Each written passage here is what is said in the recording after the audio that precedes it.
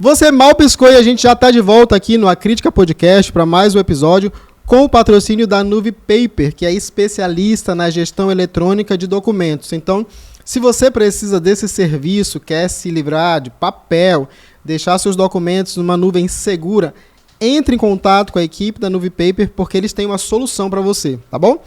E antes da gente começar o nosso papo aqui hoje, eu quero pedir para você se inscrever no canal, tanto no Portal A Crítica quanto na TV A Crítica. Esse conteúdo está sendo compartilhado nos dois canais. Você compartilha também esse conteúdo para a gente chegar a mais pessoas e em mais lugares.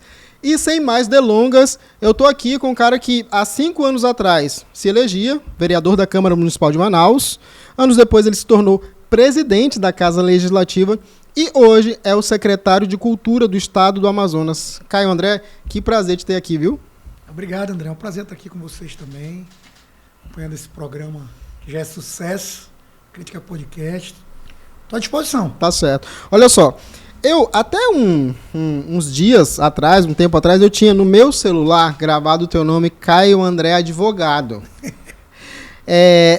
E eu queria saber, fiquei curioso, onde é que foi essa virada de chave? Assim, em que momento, você continua sendo advogado, ok, é a tua profissão, mas em que momento o Caio refletiu e disse, aí eu acho que eu vou entrar na política, vou colocar meu nome à disposição do eleitor. Quando é que foi esse momento? André, é difícil dizer, porque na verdade isso aconteceu meio por acaso. Eu mesmo nunca pensei, parei assim, pensei, se eu vou colocar o meu nome à disposição da minha cidade, do meu povo, e agora eu vou enveredar pela política partidária. Porque eu ser político eu sempre fui, desde muito novo. Como assim? Eu, desde muito novo, sempre fui um ser muito crítico, sempre tive opiniões muito fortes a respeito da política como um todo. Participei de movimentos estudantis, fiz parte do Grêmio Estudantil La Salista, fui fundador da Atlética Ciesa.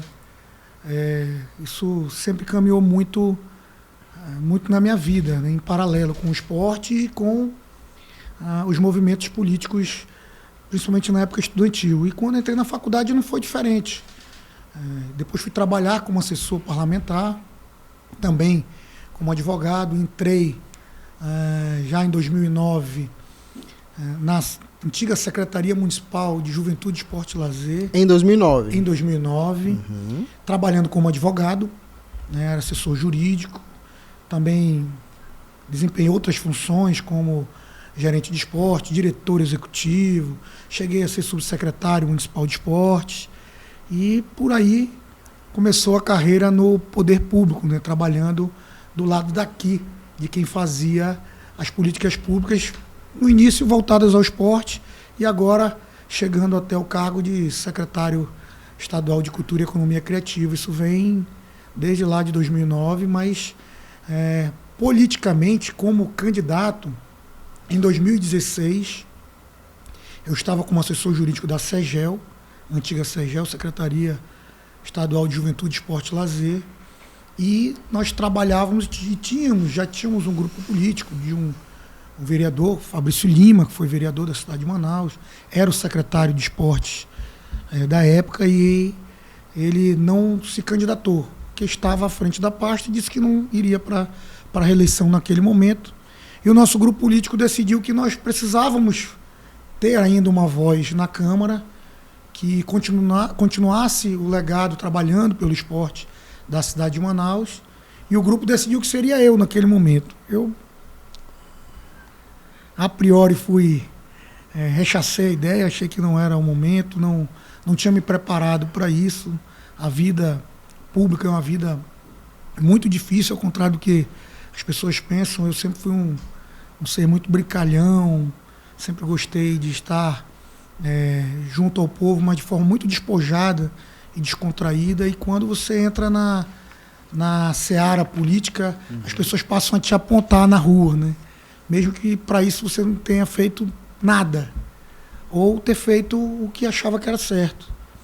E eu não tinha conversado ainda com a minha família, sabia que precisava de muitas renúncias para isso, mas acabei que eu fui convencido, fui candidato naquele pleito, fiquei na segunda suplência, tive 3.182 votos, E a partir dali a vida política partidária, pública, não saiu mais da minha veia.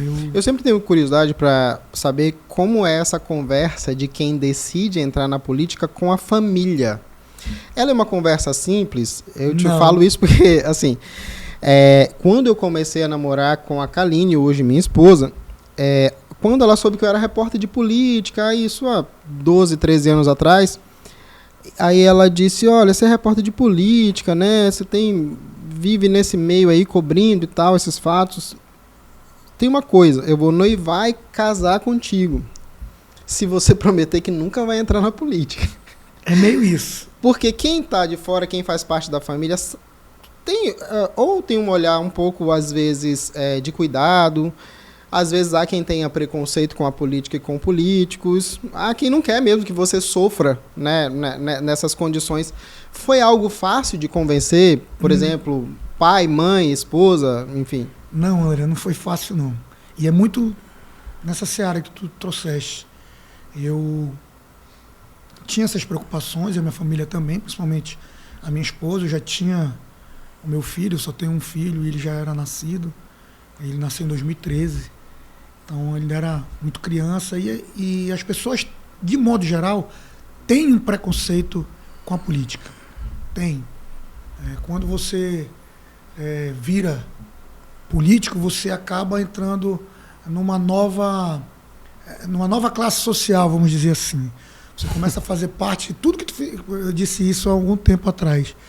Eu, antes de entrar na política, tinha vivido 40 anos, todo mundo me respeitava, todo mundo dizia que eu era um cara boa praça, um cara do bem, amigo, companheiro. Quando você entra na política partidária, você acaba mudando da sua classe social. As pessoas começam a te olhar, mesmo sem te conhecer, de forma diferente. Você é um coitadinho? Não, longe disso. Quando eu entrei consciente de que a nossa sociedade como um todo, ela já tem esse olhar meio que pejorativo para quem está à frente de cargos públicos, muito por conta do sofrimento que o nosso povo vem tendo desde lá do início ainda do Império, vamos dizer assim, em que a gente vem sofrendo como povo, como tudo, porque o que sai de escândalo nas nossas vidas, e que o dinheiro público é o dinheiro de todos e acaba sendo envolvido nisso, enquanto o povo sofre com as maiores mazelas que a gente enxerga, e principalmente os menos favorecidos, a gente acaba que se doendo por todo mundo, e quem sofre mais ainda. Então, você cria uma revolta, né? A sociedade, a população tem uma revolta, tem um grito, às vezes, assim, engasgado, contra políticos, contra a classe. Tem. Isso é muito latente. Eu ainda sinto nas ruas, principalmente nas pessoas que me conhecem, que o respeito, o carinho, a admiração, ela não mudou. Às vezes até aumentou pela forma que eu lido com tudo. Mas, em modo geral, o ser político, ele é um ser meio que marginalizado, vamos dizer assim, à parte. E por isso essa conversa com a família foi muito difícil. Principalmente com a minha esposa, principalmente com os meus pais, porque eles é que sofrem, né? Eu sou cascadura, eu aguento qualquer tipo de... Eu sempre fui do embate, não à toa sou advogado, apesar de ser um conciliador nato, eu sempre fui do embate, de defender os meus posicionamentos, de defender as minhas ideias. E quando tudo está ali, mesmo que as acusações sejam de forma republicanas e respeitosas, eu levo com muita naturalidade e com muita sensibilidade, com muita sensatez. Mas a família sofre, né? Quem ama não quer ver quem você ama sofrendo ou sendo atacado, achincado muitas vezes. Isso acontece, isso não é... Eu sabia disso quando eu entrei.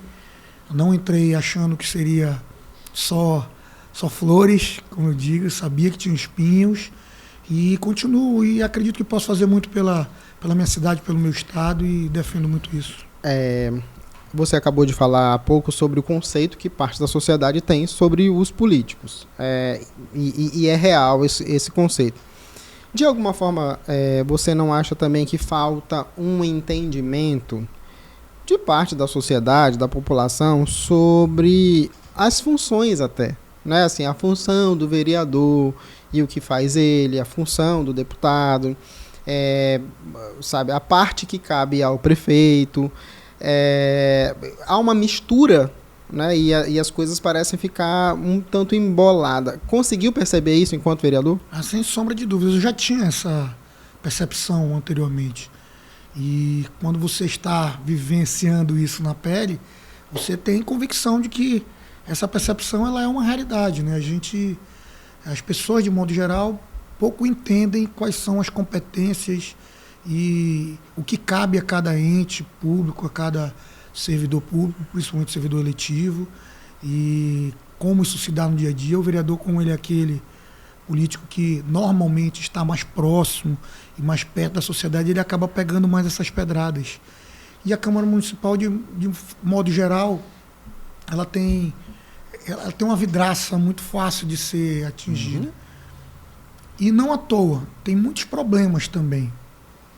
Os próprios vereadores, eles ajudam muito isso, né? Se atacam, pouco se respeitam, de modo geral. É um reflexo da nossa sociedade, né? Ao bem da verdade. Ali são 41 vereadores e ali estão representados todos os segmentos da nossa sociedade. Tudo de bom, tudo de ruim. Gente que tem capacidade intelectual e competência para estar ali, gente que não tem, gente que faz proselitismo, gente que faz só, que usa o poder econômico, tem de tudo. E não é só na Câmara. A Câmara, porque eu vivi de perto, eu posso te dizer com propriedade. Mas isso acontece também em outros entes estatais, mas o fato é que a população, de modo geral, a esmagadora maioria das pessoas não entendem quais são as competências dos seus representantes. Essa é uma verdade, é uma premissa que é extremamente verdadeira.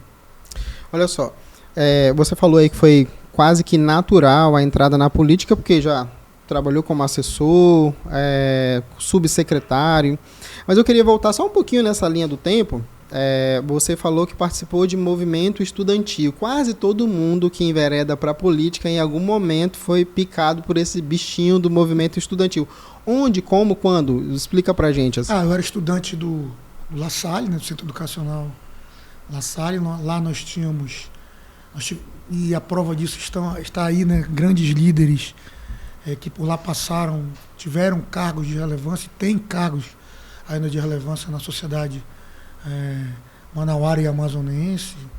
Estou falando aí de Marcelo Ramos, José Jorge Júnior, próprio Fabrício, e outros, Issa Abraão. Muita gente estudou na Salle. Os laçalistas. São laçalistas. E aquele movimento laçalista, ele tinha também uma vertente cultural, esportiva e política muito forte. O Grêmio Estudantil é muita prova disso, né? Vieram várias administrações do Grêmio Estudantil, todas elas muito voltadas para essa parte social, para essa parte cultural, esportiva, mas sempre e muito fortemente a parte política. Isso ajudou na nossa formação. Depois, como eu te disse, fui para a Atlética Ciesa, fundei, participei do DCE do Ciesa, ajudei o Issa a ser presidente lá na época, fiz campanha para ele, e outros que por ali passaram. Isso, você está falando Issa Abraão, que foi deputado federal. Foi deputado federal. Okay. Nós foi deputado federal e vice-prefeito. Foi vice-prefeito da cidade de Manaus.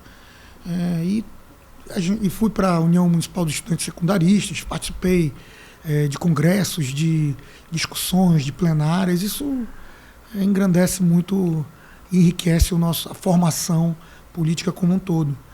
Agora, desculpa te interromper, nessa formação política, algo do que a gente traz nessa vida adulta, ela foi semeada lá na infância. Sim. Então eu queria que você conseguisse compartilhar o que foi semeado ali na infância pelos teus pais, enfim, essa tua história de infância e dessa semente que foi regada, que obviamente ela cresceu, e aí a gente vê alguém... Eu pergunto isso porque eu comecei a perceber que as pessoas acham que alguém chegou num cargo público e ela nasceu aqui. Ela nasceu secretária de Cultura de uma hora para outra e tal. E todo mundo, obviamente, tem uma história para contar, né? Tem uma história que vem desde a infância. E é óbvio que os nossos pais têm influência na nossa vida. O que eles falam reverbera até hoje, eu tenho certeza. Sem dúvida. Que é na sua vida assim também. Assim, a tua infância foi aonde? Cresceu em qual bairro? E a influência que eles tiveram na tua vida mesmo? Sim, eu nasci no bairro de São Raimundo, né? Sou o primeiro neto paterno, quase um dos últimos maternos, né? Que a minha mãe é a mais nova de uma família de 9 irmãos. O meu avô chegou aqui, meu avô materno chegou em Manaus no início dos anos 30. De onde? Ele veio do Ceará, mas ele é nascido em Trás-os-Montes, em Portugal. Certo. Meu avô era português e a minha avó era do Manaquiri, minha avó materna. Que mistura. Que mistura, é. E eles foram morar no São Raimundo. Meu avô era comerciante, vendia muito para o interior. E ele era uma família de comerciantes ali no bairro do São Raimundo. E os meus avós paternos também são do São Raimundo. O meu avô paterno veio do interior de Codajás, do Rio Badajoz, com a família de... Eles eram 4 irmãos, ele era o mais novo. O meu tio, avô mais velho, era pescador lá e veio... Eles contam uma história que vieram a remo para Manaus, né? Mas foram a remo para Codajás, do Rio Badajoz até Codajás, e Codajás de barco para cá, para Manaus. A minha avó paterna também, lá no São Raimundo. Esse meu tio, ele trabalhava como peixeiro para que os 2 mais novos estudassem. O meu avô se formou e a minha outra tia mais nova se formou em professora. E tinha mais uma irmã, minha tia-avó, Carminha, que era empregada doméstica, para que os 2 mais novos estudassem. E os 2 se formaram e eles eram sempre uma família, nós éramos uma família muito unida. Todos eram muito próximos. E meu avô passou depois no concurso da Cefaz, foi coletor de renda, morava no interior. Meu avô morou em mais de 15 cidades no interior. Minhas férias todas eram no interior. Passar as férias com ele lá para visitá-lo. E a minha avó sustentava 8 filhos em Manaus. Todos formaram, todos... graças a Deus tiveram uma vida com estudo, e a gente tem essa formação, né? Meu pai sempre foi um ser muito crítico de tudo, político, e eu cresci nessa casa. Já no meu nascimento já tinha uma casa lá no Dom Pedro, ele trabalha desde os 15 anos, ele era aluno da... Seu pai é vivo ainda? Meu pai é vivo. Okay. Meus avós não mais. Meu pai era estudante da Escola Técnica Federal do Amazonas e trabalhava na Sharp desde os 15 anos. Ou seja, aquela história do Manauara que sempre passa ali pelo Distrito Industrial. Isso, não tem jeito. Distrito, na Sharp, saiu da Sharp, passou no concurso da Telamazon. E aí, já no início dos anos 2000, quando virou Telemar, ele acabou entrando naquele plano de aposentadoria voluntário, né? Só para fazer uma observação rapidinho, gente, Telemar era uma empresa de telefonia. Isso, tá bom? Assim como a Telamazon. É porque tem muita gente nova assistindo, né? E assim, a gente é da era do disquete, tá? Isso. Só pra, você não sabe o que é isso, provavelmente, se é de 2000 para cá. Telefone era um bem. Linha telefônica era um investimento. Era tão caro quanto um carro, praticamente, isso. né? Isso. Ok, como perdão, era só para fazer... placa de táxi. Era só para revelar um pouquinho a idade. É isso. E aí meu pai, no início dos anos 2000, entrou nesse programa de aposentadoria, no programa de demissão voluntária, PDV, e saiu da Telemar, porque a Telemar já estava indo para um outro caminho. E nós vivemos um período um pouco difícil nessa época. Minha mãe sempre foi professora, primeiro professora do maternal, depois professora de alfabetização, depois do primário, depois era professora do ensino médio, até chegar professora universitária. E eu sempre vivi nesse ambiente, né? Minha mãe professora, meu pai do distrito, mas depois estudante, passava em concurso, depois ele passou no concurso da CEPLAN e depois no concurso da CEFA, e sempre foi um cara muito estudioso. Mas aí teu pai foi operário do distrito, depois telemar, sua mãe educadora. Minha mãe educadora. Enfim, ambos nada a ver com a área do direito. Onde Nada é a que ver com a área do surgiu? direito. Eu sempre fui um ser muito de debates, né? Sempre minhas opiniões, eu defendia sempre minhas opiniões e sempre tive muita afinidade com a história, com a geografia no colégio, sempre cheguei a ser professor de história. É mesmo? Fui professor de história lá no colégio Antônio Encarnação Filho. Dava aula de história, mas já na faculdade de direito, já fazia faculdade de direito. Entendi. E dava aula de história, isso lá no início dos anos 2000 também. Nessa Entendi. época em que meu pai saiu da Telamazon. Entendi. E aí a gente sempre discutia sobre tudo, né? Sobre todos os assuntos. Eu sempre tive muito contato com gente mais velha, a gente não só nas reuniões familiares, mas também nos bares da vida, sentava com meu pai, discutia sobre todos os assuntos, com os amigos, os senhores lá, principalmente lá no bairro Dom Pedro, onde eu cresci. E a velharada lá sempre tinha gente de todos os tipos, né? Tinha samba também? Tinha samba, muito MPB. Entendi. Eu tô falando tinha samba porque daqui a pouco eu vou tocar nesse assunto, né? Que é uma das tuas conexões com a área de cultura também, mas vou já tocar nesse assunto. E aí a política sempre esteve muito presente na minha vida, porque nós como seres políticos, não políticos partidários, sempre discutimos sobre tudo, né? Naquela época tinha um plano Bresser, depois vieram outros planos, na época que o Plano Real foi implementado, se discutia como é que seria. Então...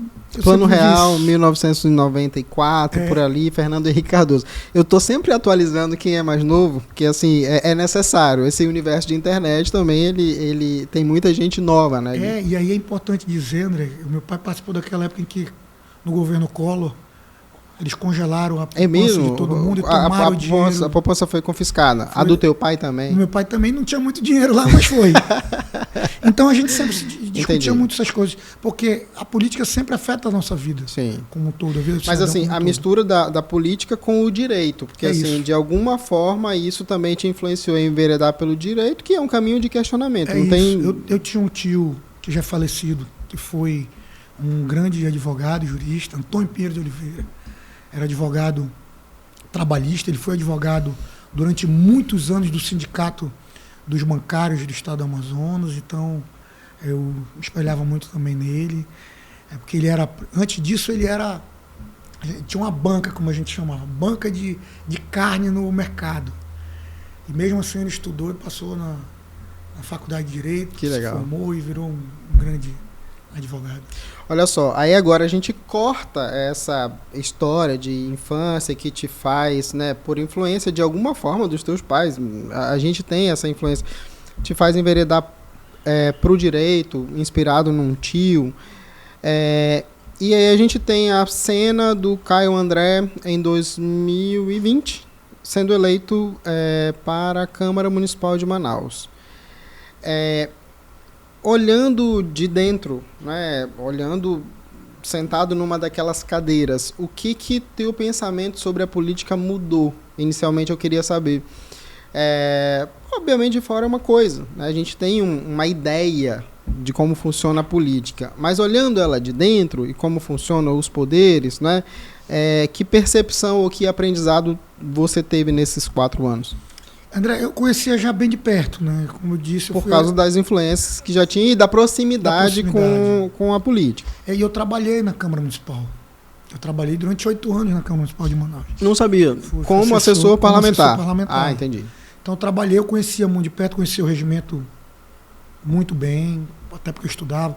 Eu elaborava projetos de lei, projetos de emenda ao orçamento. Então eu já era muito Estava em casa praticamente. Eu era muito familiarizado já com o dia a dia do trabalho parlamentar. Entendi. Daquele cotidiano, do métier ali do parlamento. O que mudou e o que me fez mudar o meu pensamento em relação ao cotidiano, ao dia a dia do político, vereador, foi muito no que se concerne à percepção de enquanto eu era só eleitor. Mas na parte eleitoral.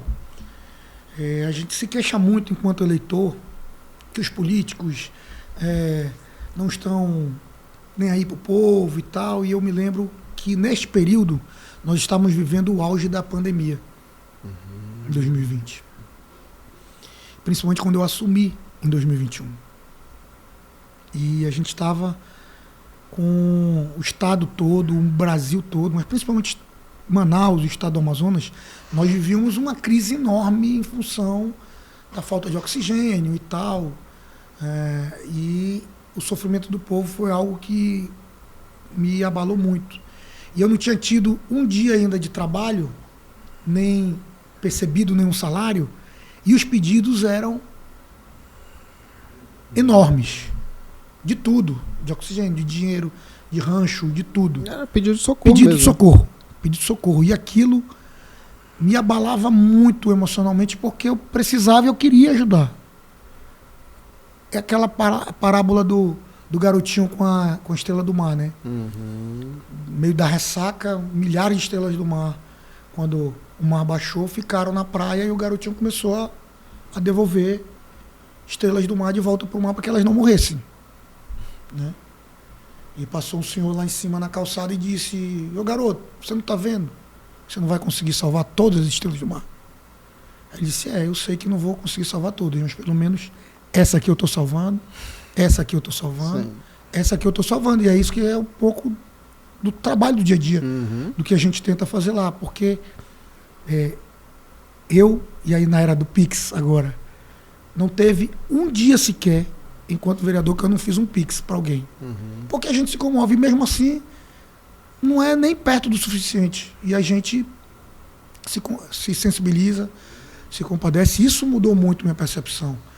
De às vezes a gente achar que os caras não estavam nem aí, que estavam, ou que tem gente que é só voltada para a questão do parlamentar como um todo, e era muito a minha visão, e era muito o que eu fazia, que eu era um vereador mais técnico, mais voltado para aquilo que propriamente a lei orgânica diz, porque o regimento diz, mas ao mesmo tempo eu tinha um lado social de que você não consegue ficar alheio a isso.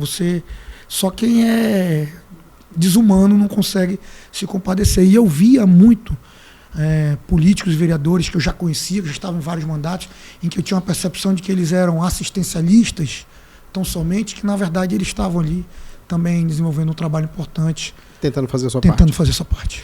Se a pressão para um político como um vereador já é grande, imagine num período de pandemia, né? Ela deve ter multiplicado, porque a sociedade está, inclusive naquele período, estava recorrendo a quem ela pudesse achar por ajuda, por socorro e tal. E a Câmara conseguiu, nesse momento, dar alguma contribuição na tua avaliação para diminuir essa crise? Sim, naquele momento sim. A Câmara, não só os vereadores de forma individual, mas como poder legislativo como um todo, foram feitas várias campanhas de arrecadação de alimentos. Nós também, naquele momento, conseguimos, logo que saíram e que as doses de vacina foram colocadas à disposição da população, a gente também conseguiu dar a contribuição naquele momento. Foi um momento difícil, forte, mas que a Câmara como um todo conseguiu naquilo que podia também fazer em prol da sociedade manauara. Foi feito, sim. Entendi. Nesse 2 anos depois do teu primeiro mandato ali como vereador, você acaba se elegendo presidente da Câmara Municipal. Numa composição que te coloca como chefe do Legislativo, mas de certo modo em confronto com o chefe do Poder Executivo, em algum grau, em alguns momentos. Não foi de certo modo, não. Era contra mesmo. Ele nunca foi a favor da minha eleição. Certo, entendi. Ele nunca foi a favor. Ele atuou contra na... Não que ele atuou, não era que ele tivesse atuado contra, André. Ele tinha um candidato dele. Ok. Ele tinha outras preferências que não passavam pela minha candidatura. Eu cheguei a conversar com ele num momento. Disse: prefeito, vou colocar meu nome à disposição. Sou da sua base, fazia parte da base. Os 2 primeiros anos eu fiz parte da base governista da Prefeitura de Manaus, apoiava as ações da Prefeitura, continuei apoiando em todas as outras, mesmo enquanto presidente, quando eu achava que eram proposituras que estavam indo ao encontro do que a sociedade manauara mais ansiava, e outras não. Eu só parei de concordar com tudo. Eu parei de concordar com tudo porque... E eu já tinha dito isso a ele, que não tinha como concordar com tudo. Tinham coisas que ele precisava nos ouvir. E esse movimento não foi do Caio. Eu nem sonhava em ser candidato à presidência dele. Pode ser bem direto. Em nenhum momento, nos 2 primeiros anos, eu imaginei que eu seria candidato à presidência. Ou que eu tinha esse sonho, ou que imaginava que eu seria candidato. Pelo contrário, aquilo surgiu durante uma insatisfação. Generalizada ali dos colegas? Não. Mas era uma insatisfação de pelo menos 30 vereadores. Entendi. Que é a grande maioria da casa, para uma casa que tem 41 vereadores. Uma casa que tem 41 vereadores. Em certo momento, o prefeito bateu o pé, alguns correram, mas 22 se mantiveram insatisfeitos e externaram essa insatisfação para o prefeito. Certo. E assim, nessa lista de insatisfação, o que tinha? Qual era a principal insatisfação dos vereadores? A falta de diálogo com a própria prefeitura, imposições nas questões de votação por falta de diálogo, dizer, isso aqui não é interessante, nós estamos na ponta, a gente está sentindo que o povo não quer isso. E as coisas meio que vinham de forma tratorada. O próprio líder do prefeito disse isso a ele. O líder do prefeito era o Marcelo Serafim. Disse, prefeito, não está caminhando bem nessa forma. E nada contra a pessoa do Davi Almeida, nem naquele momento, nem hoje. Era o modus operandi de como funcionava o diálogo entre a prefeitura e a Câmara Municipal. Parecia-se que queria que a Câmara funcionasse como... Um puxadinho? Puxadinho, essa é a palavra. Eu ia usar outra palavra, eu ia usar um anexo da prefeitura. Né, que tudo que se colocasse se passaria de forma sem discussões. E não é isso, o parlamento não foi feito para isso. E era esse tipo de insatisfação que foi levada ao prefeito. Inclusive em tentar manter o então presidente, hoje presidente novamente da Câmara, como presidente da casa. Não por ele ser presidente da casa, nada disso. Mas sim, e muito em função dele já ter sido presidente e não poder ser candidato à reeleição. Ele não podia ser candidato à reeleição. Então teria que haver uma manobra na Câmara, mudar o regimento interno, mudar a lei orgânica do município para que ele pudesse ser candidato novamente. Para satisfazer uma vontade do chefe do executivo, era isso? Eu não diria uma vontade, mas era a preferência. Uma necessidade. Na cabeça dele, sim. Na cabeça dele, sim, para que se mantivesse o status quo. A palavra talvez seja preferência, né? Uma preferência do... Sim, e o status quo dos 2 primeiros anos em que ele navegou de braçada. E com isso, 22 vereadores, depois mais, nós chegamos a ter confirmado 26 votos. Até a véspera da eleição. Mas nós acabamos nos elegendo naquele momento.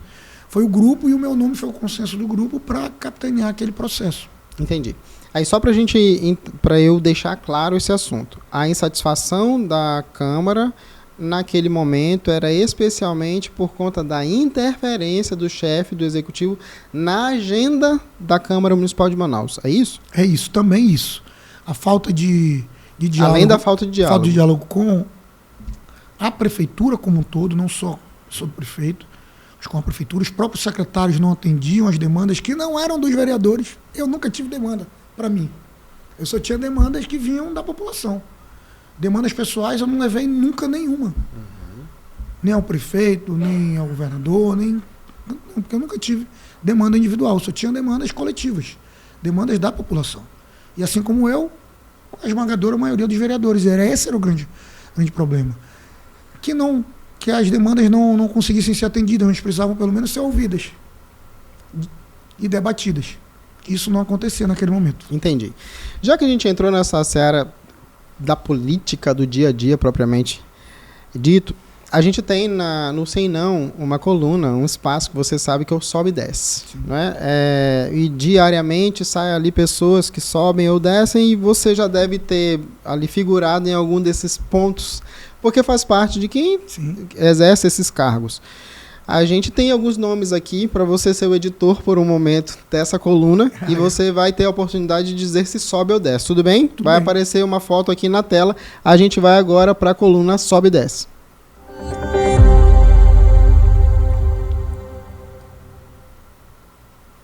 Caio, como eu disse, vai aparecer aqui na nossa tela a imagem de um personagem, de um político, e você vai dizer se sobe ou desce, tá bom? Vamos lá, pode soltar aí, Jorge. Roberto Cidade é presidente da Assembleia Legislativa do Estado. Sobe ou desce? Sobe. Roberto Cidade é um grande político, é alguém que eu tive a oportunidade de conhecê-lo mais de perto quando entrei na Câmara Municipal de Manaus e depois na presidência. Não à toa, ele também no primeiro mandato chegou à presidência da Assembleia, foi reeleito, novamente reeleito. É um político muito sábio, agregador, é alguém que sabe transitar como ninguém, foi o deputado estadual mais votado da história do Amazonas. Ninguém chega a este número de votos à toa, em função do trabalho que ele desenvolve, mas principalmente da personalidade e da pessoa que é Roberto Cidade. Hoje é um cara que eu admiro, que eu tenho carinho e, mais do que isso, que eu tenho muita admiração pelo trabalho dele como um todo. Entendi. Então, Roberto Cidade sobe. Ok. Próximo personagem, então. O Wilson Lima, que é governador do estado. Isso aí sobe, com certeza. O governador Wilson, além de ser o meu líder político, é alguém que, desde 2016, quando eu entrei naquela eleição, na primeira, esteve ao meu lado, me dando força, me apoiou naquele momento. Fui candidato em 2020 novamente, justamente porque ele enxergou em mim um potencial para representar o povo da nossa cidade. Ele já era governador desde 2018. Eu também caminhei com ele em 2018, porque acredito na pessoa Wilson Lima, e hoje, mais do que nunca, porque nós não conhecíamos em 2018 ainda o político Wilson, né, o governador, o gestor Wilson. Hoje eu tenho ainda mais admiração, mais certeza de que nós, naquele momento, fizemos a escolha certa e a refizemos quando o reelegemos, e por isso que eu caminho ao lado dele. É alguém que, onde ele estiver, eu estarei ao lado dele. O Wilson, um detalhe é que ele em 2018 foi eleito com uma votação recorde. Nunca antes alguém tinha obtido 1 milhão de votos. E em 2022 foi reeleito batendo o próprio recorde, né? Só um registro sobre números. Vamos lá, o próximo personagem, então.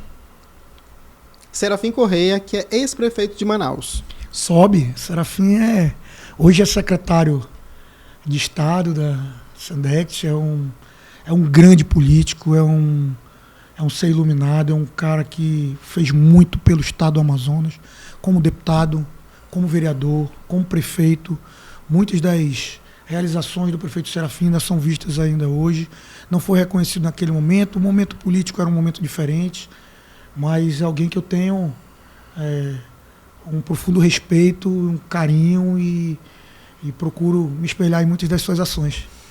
O Serafim Correia, agora em 2025, enfim, completa 20 anos que ele iniciou o mandato de prefeito, né? Ele foi eleito em 2004. Em 2005, ele ganhando do Amazonino, né? Sim. Que foi algo histórico. E aí ele passou a exercer o seu primeiro e único mandato como prefeito. Ele não foi reeleito. Você fala do momento político, é desse que você está falando ali da reeleição, né? E o próximo personagem e último é Davi Almeida, o prefeito de Manaus. Sobe ou desce? Como pessoa, não tenho nada contra, mas como prefeito, principalmente por tudo que nós falamos do momento, enquanto na Câmara Municipal de Manaus, da forma em que ele dialogava ou não dialogava, e tinha um tratamento com a Câmara, como Poder Legislativo, para mim desce. O prefeito, muitas das vezes, teve a oportunidade de subir ao palanque no período eleitoral, antes do período eleitoral e pós o período eleitoral, continuou atacando muito o Poder Legislativo, aqueles vereadores que, momentaneamente ou naquele instante, não concordavam com algumas ações, o empréstimo, por exemplo, ele não conseguiu entender que aquilo não era contra o prefeito, era opinião de um colegiado, de um parlamento sobre um pedido que a Prefeitura de Manaus, e não ele, Davi Almeida, fazia ao parlamento. Eu acho até hoje que ele não soube lidar com a negativa, e isso faz com que nesse momento eu diga que desce, prefeito desce. Ok. Caio, olha só, o Ministério Público apontou fraude num concurso da Câmara Municipal de Manaus. Fez uma apuração prévia, uma sindicância agora diz algo totalmente contrário. E eu queria entender a tua visão e o teu ponto de vista a respeito dessa denúncia, não chegou a ser uma denúncia, mas dessa conclusão feita pelo Ministério Público a respeito do concurso e dessa suposta fraude. Primeiro, para mim é uma oportunidade muito, muito grande de falar sobre esse assunto. O Ministério Público não fez, até hoje, nenhuma representação sobre o concurso público. Tá? O que houve foram conversas preliminares com vereadores, com a administração atual da Câmara não tinha, penso eu, o interesse de fazer o chamamento dos aprovados, algo que foi devidamente planejado por 2 anos na Câmara. O concurso, eu reafirmo, que não houve qualquer fraude. Eu quero desafiar a quem quer que seja que aponte qual é a fraude e que prove isso na justiça. A Defensoria Pública do Estado, inclusive, está entrando com a ação da qual eu me coloco à disposição. Tá? As pessoas que estavam à frente do concurso, doutora Priscila, 2 Priscilas, procuradoras da Câmara Municipal de Manaus, são pessoas da mais alta capacidade, da mais alta idoneidade, apontaram, quiseram levar para Cristo um funcionário de carreira da Câmara Municipal de Manaus, o procurador Dr. Silvio Costa Bringel, que também não teve e não participava da comissão, a comissão organizadora. O Instituto não teve nenhum problema, todos os aprovados, todo mundo que fez o concurso tiveram as mesmas oportunidades, e eu penso que agora quem está sendo lesado, primeiro, é a Câmara Municipal de Manaus, a cidade de Manaus e principalmente as pessoas que realizaram o certame, que participaram daquele certame. Volto a dizer, eu desafio, até porque o que o próprio Ministério Público, de forma informal, fala sobre fraudes, mas não aponta uma fraude sequer. Uma fraude sequer. Eles apontam são ilações sobre que uma pessoa ligada ao doutor Silvio ou outra pessoa ligada a outro funcionário tenha sido aprovado no concurso. Até aí, se eles se prepararam, eu não tenho ninguém ligado a mim, nenhum vereador tem ninguém ligado a eles aprovados no concurso. Agora as pessoas não podem mais ter a competência de realizar um certame e serem aprovados porque causa espanto. Na tua opinião, pelo que você leu das conclusões feitas pelo Ministério Público, o concurso deveria valer, essas pessoas já deveriam estar sendo chamadas, por exemplo? Sem sombra de dúvidas. Havia previsão, inclusive, para isso. Sem sombra de dúvida. Há um grupo desses aprovados no concurso que também se reuniram e fizeram um pleito junto ao Ministério Público, à Câmara Municipal de Manaus, à Defensoria Pública, que está movendo, está recolhendo, reunindo documentos para mover uma ação para o concurso valer. Você não acha que acaba que o concurso, de uma forma ou de outra, ele acabou sendo contaminado por essa série de versões? Sim. Ou de verdade dá para salvar? Eu tenho convicção de que a justiça vai ao final de tudo, dizer em sentença transitada em julgado que o concurso não houve fraude, que ele será validado. Dito isto, eu digo com toda certeza que foi contaminado. Porque na memória da população vai ficar que houve privilégios e as pessoas já têm desconfiança normal sobre qualquer coisa que é feita numa alguém casa levante política. uma suspeita. Ao contrário do que diz a Constituição, no Brasil e em Manaus e no Amazonas, Você precisa não provar. é diferente de que para que alguém seja acusado de alguma coisa é preciso que haja provas, que seja dado a ele todo o processo legal e contraditório. As pessoas já formam a sua opinião e sentenciam com uma facilidade muito grande, porque nós somos desconfiados por natureza. Nós vimos e acompanhamos na história uma série de relatos em que, num passado não muito distante, isso acontecia de forma corriqueira. E essa suspeita não foi levantada por qualquer pessoa, né? Ela foi levantada dentro de uma instituição de credibilidade que é o Ministério Público. Sim, apesar de que o promotor responsável pela apuração não foi aquele que depois apontou isso. E aí chamou para si a responsabilidade disso. Houve uma mudança. Entendi. Também na direção do Ministério Público, que fizeram algumas... e aqui eu não quero levantar qualquer suspeita. Mas houve mudança administrativa, sim, e mudou o entendimento de quem estava acompanhando, porque já havia se trabalhado em outras denúncias, já haviam sido apuradas, inclusive dentro do Ministério Público, e todas elas sanadas sem o menor problema, quando agora, depois da realização e da finalização do resultado do concurso, essa última, já com outro promotor, que eu não conheço e tenho certeza que não fez isso de forma leviana, ele deve ter suas convicções, e ele é o grande defensor da Constituição, o Ministério Público é o grande defensor da Constituição e da população também do Estado do Amazonas. Tenho certeza que estão fazendo isso para o melhor da nossa população, mas eu tenho convicção de que não houve fraude. E o melhor remédio agora vai estar no Judiciário. Isso. O Judiciário vai analisar e vai decidir enfim, se os concursados aprovados assumem ou não, né? Vamos falar de Parintins? Vamos embora. Olha só. Você acha que esse ano, em 2025, a gente vai ter o maior festival da história? É essa, pelo menos, a expectativa? Essa expectativa era até pouco tempo atrás. Eu ainda tenho um pouco de esperança. Mas isso se dificultou muito em função da malha aérea muito reduzida para o festival desse ano. Nós não teremos, por exemplo, os voos da Gol.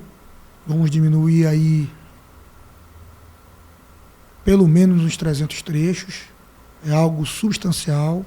Aviões maiores, os aviões a jato não pousarão em Parintins. Isso é muito ruim para o festival e é muito ruim para quem quer assistir o festival.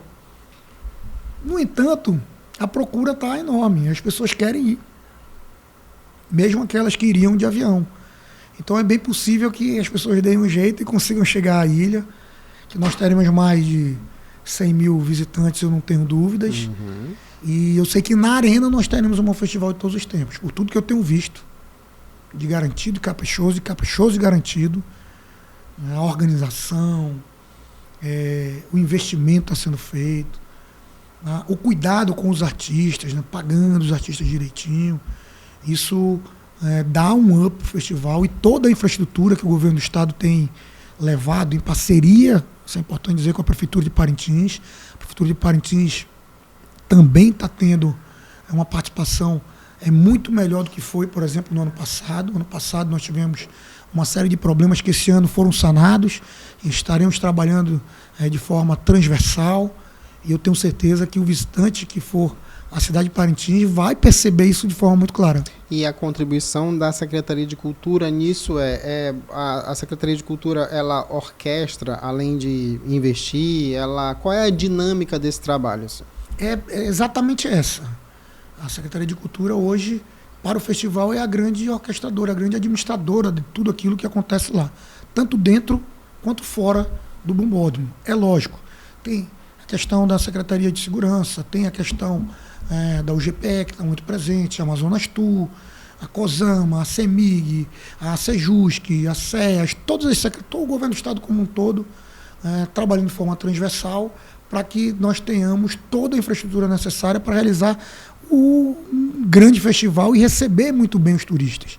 O turistódromo já virou ali um um grande evento, né? Afinal de contas a gente recebe 100, 120, 130 mil pessoas para um espaço no Bombódromo que não recebe nem um quinto, um sexto disso.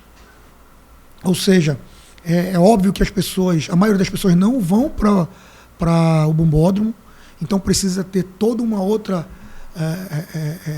outras alternativas, e nós temos o trio Panavoeiro, temos outras atrações, palcos alternativos. Hoje a UEA vai fazer uma grande parceria com o Milton, que é uma sumidade hoje na cultura nacional. Lá na frente da Catedral nós temos a feirinha do artesanato, tanto da Secretaria da CETEMP quanto da FEPIAN. A Amazonas Tour, com o trabalho que realiza ali. Nós temos, como disse, os trios, Panavoeiro, o Panavoeiro Fest. A própria prefeitura tem uma programação alternativa. Nós temos os nossos artesãos hoje acontecendo Parintins Galeria Cidade Aberta, com murais espalhados por toda a cidade. Então, uma gama de programações que a Secretaria de Cultura capitania, mas que isso é compartilhado com todo o poder público, principalmente do governo do Estado, mas também e principalmente com a Prefeitura de Parintins, que faz com que quem for a Parintins tenha uma grande programação, seja recebido com calor peculiar da cidade de Parintins, principalmente calor humano, e tenha certeza que nós estamos ávidos já para que eles cheguem aqui e tenham uma receptividade e saiam daqui falando bem, como todo mundo fala, que aqui é o maior espetáculo da Terra, principalmente o maior espetáculo a céu aberto que o mundo já viu. Caio, olha só. Sempre que eu vou entrevistar alguém aqui, um amigo ou outro me envia pergunta e quando souberam que você estaria aqui, obviamente, eu já recebo pergunta. Eu tenho pelo menos duas aqui que é interessante, que é sobre cultura especificamente, já que a gente está nesse assunto, e você é o secretário de Cultura. É uma pergunta muito interessante, diz assim: o setor cultural muitas vezes é visto como acessório, tá? Acessório entre aspas, na administração pública. Como convencer o poder político de que a cultura é investimento e não despesa? Olha só, isso é uma premissa que é muito verdadeira.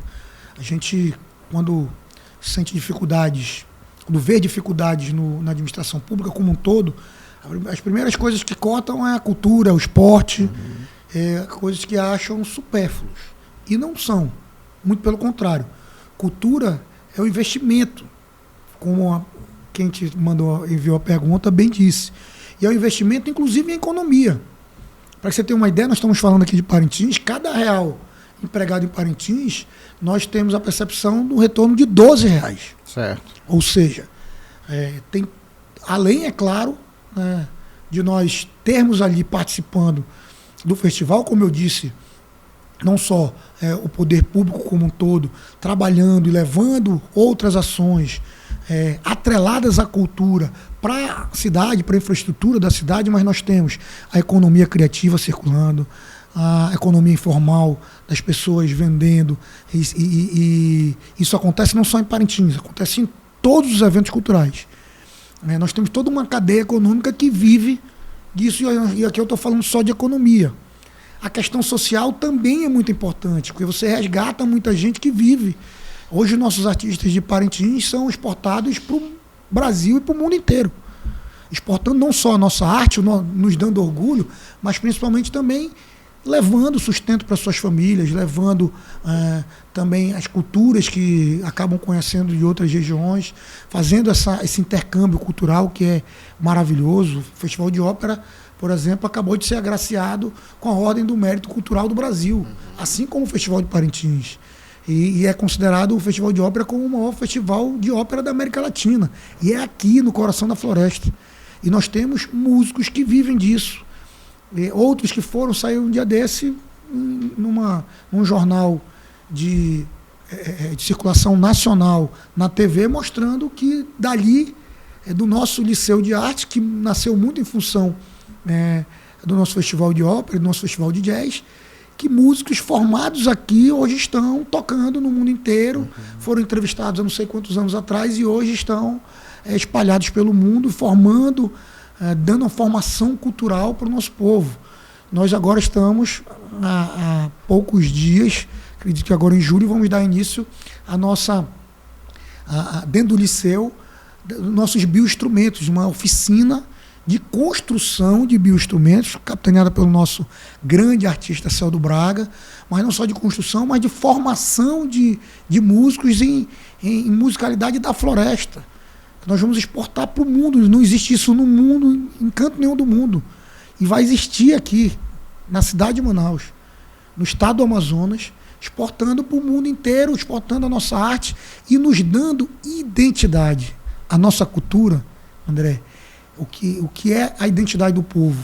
É a sua língua, é a sua cultura, a sua ancestralidade, e tudo isso está reunido na sua musicalidade e nas suas artes como um todo. Isso é a nossa identidade, essa é a identidade do nosso povo. E a cultura é isso, por isso que é investimento, não é gasto, não é supérfluo. A gente precisa que a nossa cultura seja valorizada.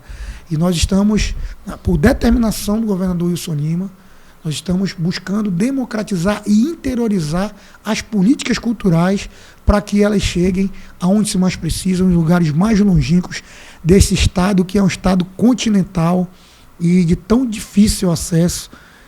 Tem cidades, por exemplo, não vamos longe, em São Gabriel da Cachoeira, comunidades que você leva dias para chegar na sede da cidade.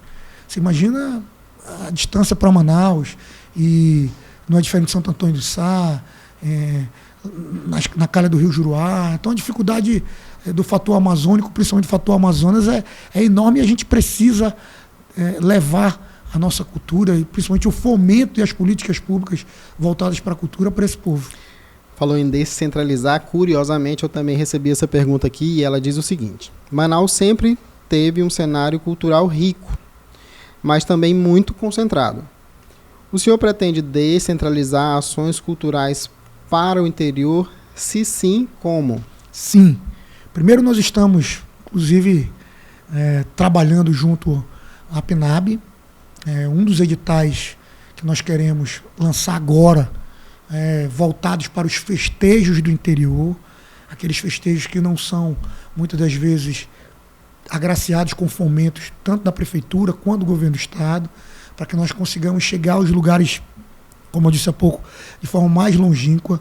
Nós estamos levando o Liceu de Artes para todas as cidades do interior, tanto de forma remota, com aulas online, como em parceria com a UEA. Vale se ressaltar a importância da UEA nessa parceria, mas também de forma presencial, para que nós consigamos levar arte na formação, não só de músicos, mas também de professores, para que eles possam multiplicar esse conhecimento para os povos do interior do estado.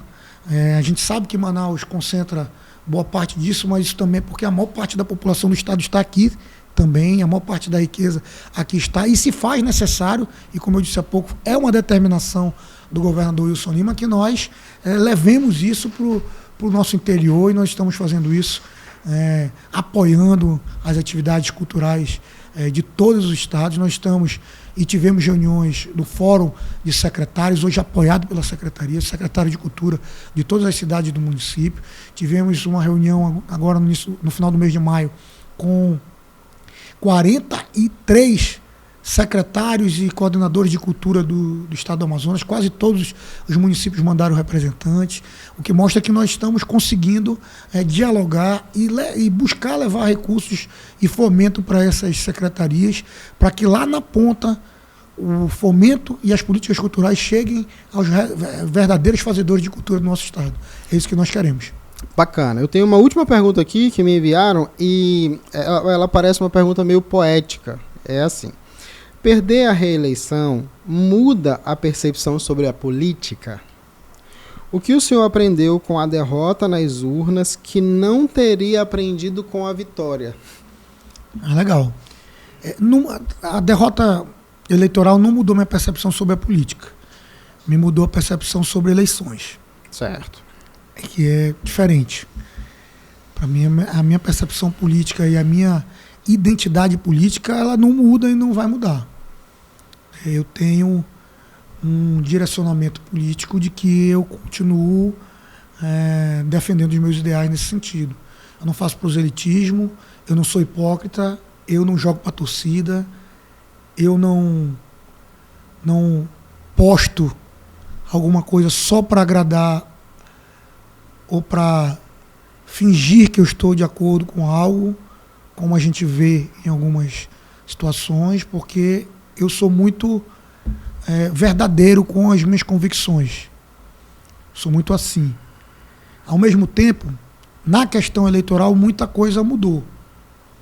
Eu percebi que o jogo é pesado e que se eu tiver a intenção de me manter na política eleitoral, me manter candidato, eu precisarei fazer algumas mudanças e talvez, se eu tivesse vencido, eu não tivesse essa percepção. Porque, apesar de tudo, eu tive uma votação expressiva, tive mais de 8 mil votos. É difícil não ser eleito vereador da cidade com 8 mil votos. Acho que poucas vezes isso aconteceu. E aconteceu comigo. E é importante. O senhor teve o gostinho da vitória. Ele deve ser maravilhoso. E dói perder? Assim, qual é o tamanho desse sentimento? Assim? Dói perder, mas o que me doeu mais não foi perder, porque eu já tinha perdido também. O que me doeu mais foi saber que a gente poderia ter feito mais na eleição. Entendi. Que a gente tinha condições e tinha trabalho para ter um resultado melhor. Mas que por uma série de fatores que a gente já identificou alguns, outros precisam ser aprendidos, e a derrota ela é importante, ensina. Ela é didática. Importante, é didática. E também não fiquei... não levei para o coração, como diz o ditado, não levei para o coração, não me entristeceu. Se a cidade de Manaus ou o estado do Amazonas entenderem, quando eu me candidatar novamente, se me candidatar novamente, de que eu não deva ser representante, não deva representá-los, eu vou saber entender. É a vontade do povo, ela é soberana. E talvez as minhas convicções não convençam as pessoas que estão lá votando e escolhendo seus representantes.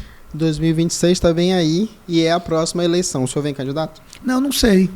A minha missão é fazer o melhor pela cultura do nosso estado. Eu pertenço a um grupo político, isso vai depender muito das conjecturas, do que o nosso grupo planeja para o futuro. Eu sou preparado para tudo.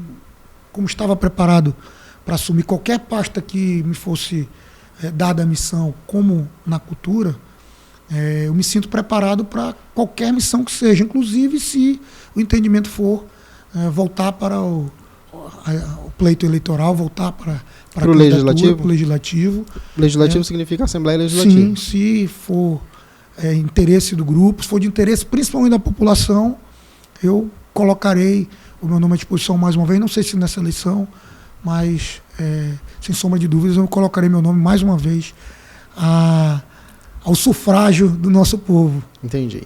Caio, a gente já está quase chegando aqui ao final da nossa conversa, e já faz 1 hora e nem parece. Antes de terminar, eu queria que você falasse da sua relação com o samba.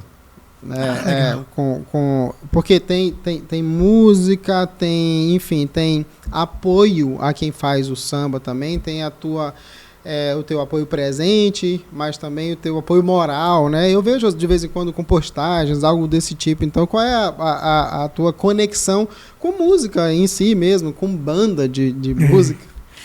Com música é total. Eu não canto nada, eu não toco nada. Danço um pouco, né?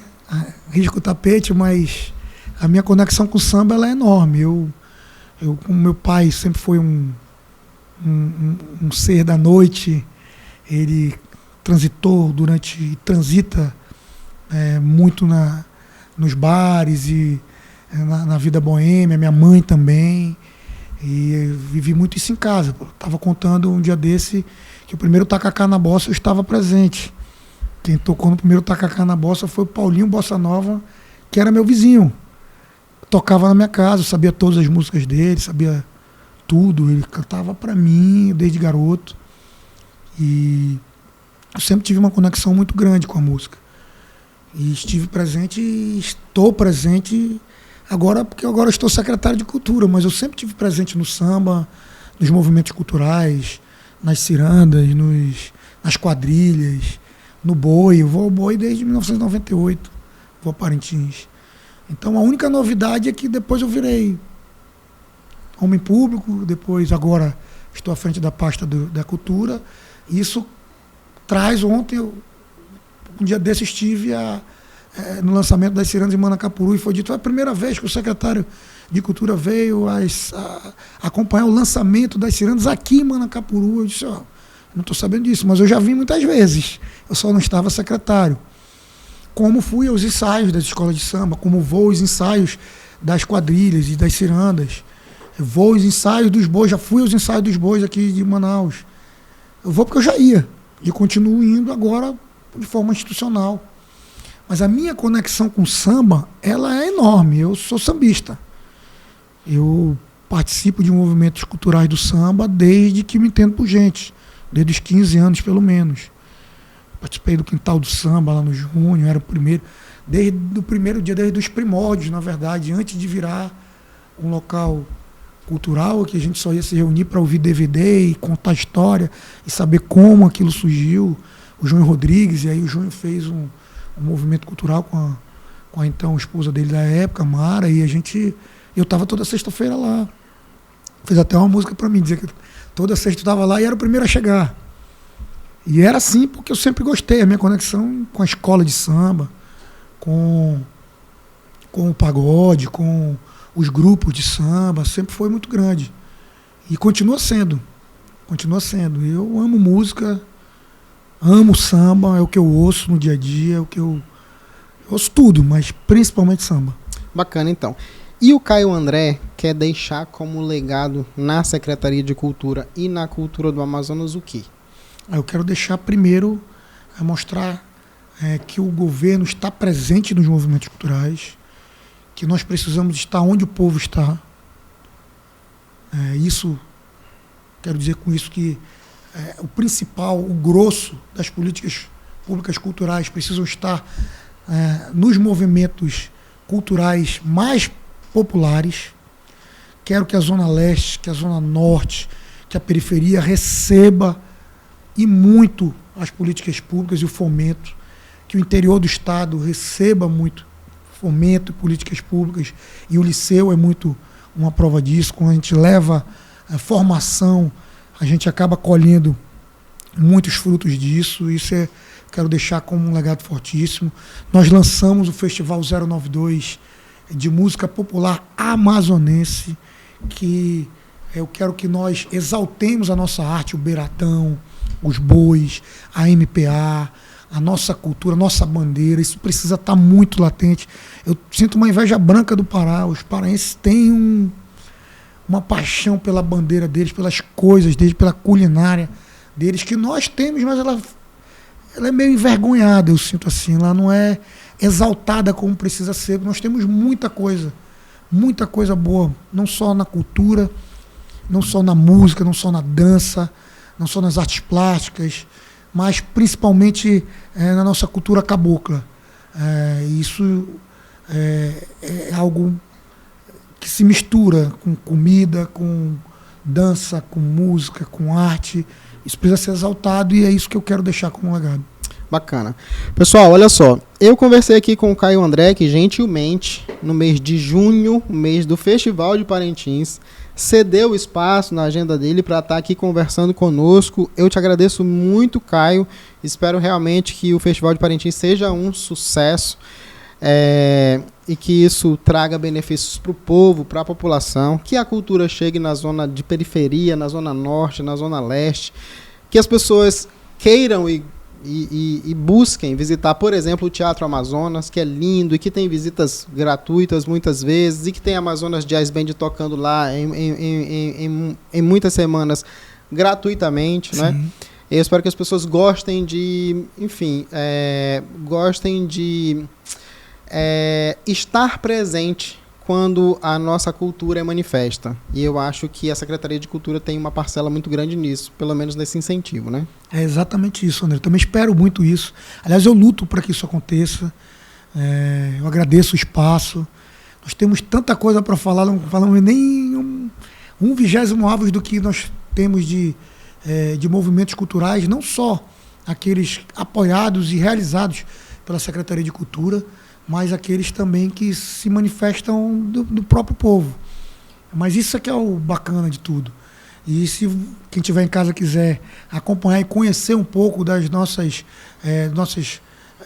fazeres culturais, é só entrar no site da Secretaria de Cultura, cultura.am.gov.br, que lá tem tudo, visitação no teatro, todos os nossos teatros, todas as nossas agendas culturais, os movimentos que acontecem, e tem muita coisa boa que nos dá orgulho e que nós temos que mostrar para o mundo inteiro ver. E eu tenho certeza que quem acompanhar e sentir-se pertencente a essa efervescência cultural vai se maravilhar.